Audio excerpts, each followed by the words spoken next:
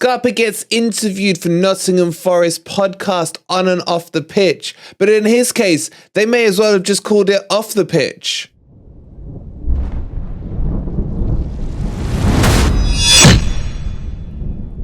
Good morning, good evening, or good night, wherever in the world you are, whatever time of day you're watching this. Hope you're having a fantastic day and welcome to your latest Nottingham Forest news.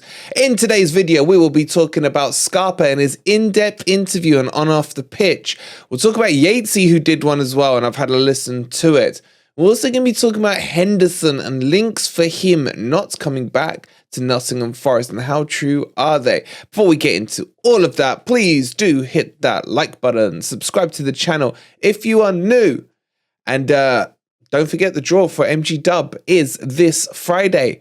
Sold out now, sold out. So good luck to all of you who have got your tickets in. Tune in on Football Prizes' Facebook, and you'll get to see that tomorrow night from 8:30 p.m. Good luck to all of you. Let's jump into the news.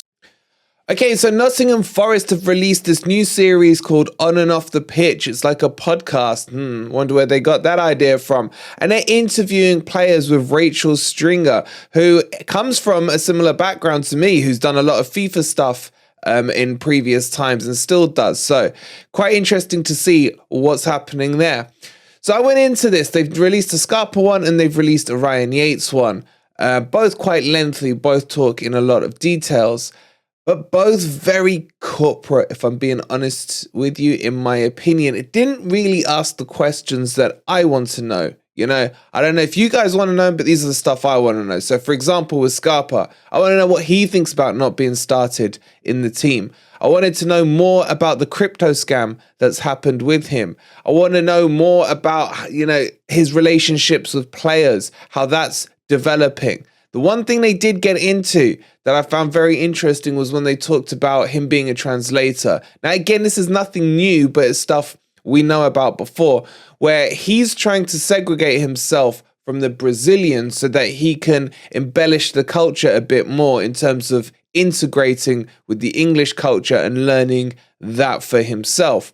But he is being used, and it does seem quite a lot as a translator in specific for Danilo. Now, what he did reveal is that Danilo is on English courses. I mean, we would expect that anyway, so that's happening currently. But what he's trying to do is step away from this and integrate more in with the English lads, the UK lads. I don't know what you'd call them, but the less Brazilian lads, I guess. I think the thing I found most interesting about this interview was the tone of it. Scarpa's been very lively since he's come to Nottingham Forest. He's been very eccentric. He's been skateboarding left, right, and centre, Rubik's cubing, one in each hand kind of thing. And I just felt this I don't know if it's just me. Maybe I'm looking too deeply into it. I want to know what you guys think, for those of you who have seen it. He just seems a little more mellowed out and a little more calmer and not his usual outgoing self. And I don't know if that's come down to the fact that he's had to really get his head down to try and work his way into Steve Cooper's good graces. He did talk about the differences that he's found in the Premier League. Obviously, we brought similar comments to you a few weeks back where he said it's the physicality of the league. It's the fact that fouls that would be given in Brazil and yellow cards aren't even given as fouls in England. And he's had to get his head around that. But for me, it's still criminal that he's not playing in this team. It really is. The talent, when you look back at how he talks about his time at Palmeiras, how he does have those leadership traits as well, and we're not using him. It is what it is. In terms of the Ryan Yates interview, I actually found this one a bit more insightful than the Scarpa one, mainly because Yates isn't really much of a public figure, as in he doesn't put himself out there too much, be it on social media, be it on interviews, etc. And it was quite nice to see the kind of man behind the footballer, how he's developed, how he's grown through even the academy, and how he is feeling and sounding more and more confident as a Premier League player. He talks about his struggles, about when he went out to Barrow, how he had to drive there week in, you know, his parents taking him week in, week out there, coming from Lincoln into the academy. Lots of interesting stuff there. But what you can sense with Ryan Yates is a determination to succeed. He talks about how he's always watching the drone footage. He's 24/7 looking to improve and looking to progress himself, which is really good to see. I thought the Yates interview was a lot better. I thought the tone of it was more interesting. I still want, and they even asked him about the illness thing that everyone had been rumoring about over the last few months. What's interesting is what Cooper said about it the other week. He made it sound bigger than it was, and he said it's something that Yatesy didn't want people to discuss. There's a fun story behind it. Well, not a fun story, that's probably the wrong choice of words, but there's a story behind it. And now if Yatesy wants to, Yatesy will be the one who breaks it to everyone. Well, Rachel asked him about it, and he basically said that he was having dizzy spells. The medical staff had to check him and clear him, and then he slowly worked his way back into fitness, and he's coming towards that more and so now. So I don't really know what Cooper meant when the way he insinuated it in a post-match interview. I can't remember, it was a couple of games ago when he said it. I'm sure someone in the comments will put it down below which one it was. But yeah, that was weird to see. But it was also reassuring to hear directly from Yatesy that injury-wise, all those rumours that people were spreading were absolute BS and nothing too much to worry about. He even confirmed it's not something that was going to be long-term and going to affect him going forward. So that was good to hear. But overall, I thought that interview was quite good. There's a few more coming up. They've hinted it looks like Awoniyi will be one of the next ones to come through. So this is an interesting angle that Forest are going with their social media. I'm all for it. I think Forest need more of a presence on social media, more of a presence on YouTube. One of the reasons we're doing this channel is to really help build that profile where we can. And I'm more for more and more of this coming through from Nottingham Forest. But let me know your thoughts on the two interviews down below. Okay, let's touch on some transfer news and let's talk about Hendo. Dean Henderson, who does not, may I remind you, have a option to buy agreed on his loan fee with Nottingham Forest. So at the end of the season, he will automatically go back to Manchester United.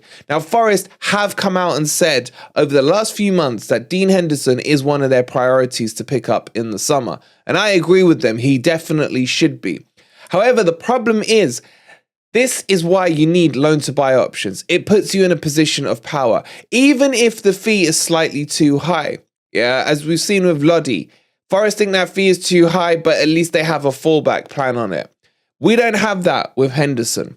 And the problem with loanee players is if they're crap, you kind of get screwed because they've played crap for you, you don't get to use them, etc., right? If they play well, what you end up doing is driving their price up. And that's what I feel we've done potentially with Henderson. His stock will rise because of the way he's played at Nottingham Forest. And that's the problem. We got close, should I say, to putting a 20 million loan to buy on him in the summer when we did the deal. There was lots of back and forthing. It became quite a sticking point between the two clubs.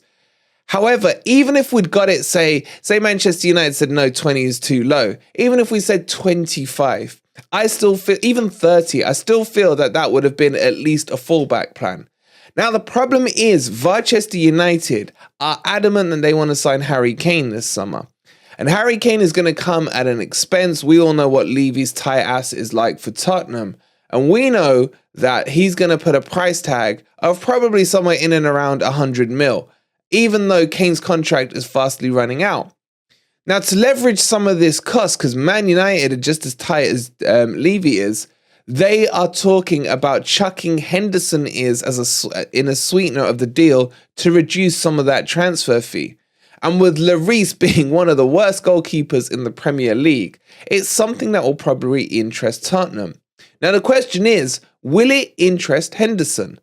And you have to say to yourself, look, Spurs are floating in and around the Champions League spots. They're probably going to get a European spot. Is this progression for Henderson, who does have some Europa League experience with Manchester United, played against, I think it was AC Milan last year. Would this be a next step up in his career in terms of his development?